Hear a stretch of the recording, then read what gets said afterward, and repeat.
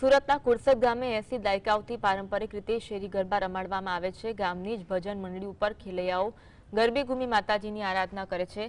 ગામમાં રમાતા પ્રાચીન ગરબાને લઈ યુવાધને એસી ડોમ અને મોટી નવરાત્રી આયોજનોનો અસ્વીકાર કર્યો। ગામના લોકોનું માનવું છે કે શેરી ગરબાની ગામની એકતા વધે છે, ખર્ચ બચે છે અને મહિલાઓની સલામતી પણ રહે છે। કુરસદ ગ્રામજનો માટે શેરી ગરબા સૌથી સુરક્ષિત છે।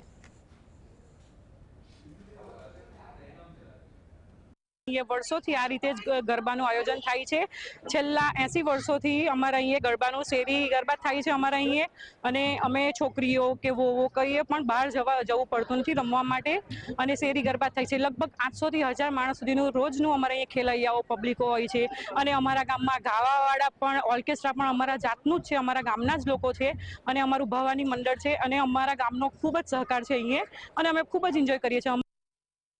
જોઈ રહ્યા છો છેલ્લા 80 વર્ષથી અમારે કુરસદ ગામમાં એકદમ પરંપરા પ્રમાણે ગરબા રમવામાં આવે છે, અને તેમાં લાઈવ ઓર્કેસ્ટ્રા અને લાઈવ ગાવાવાળા છે, એ તમામ જે ગાવાવાળા છે ને ઓર્કેસ્ટ્રાવાળા એ બધા અમારા ગામના જ છે, અને મા અંબાને એમના આશીર્વાદ છે કે આ આયોજન બહુ વ્યવસ્થિત રીતે અમે કરીએ છીએ।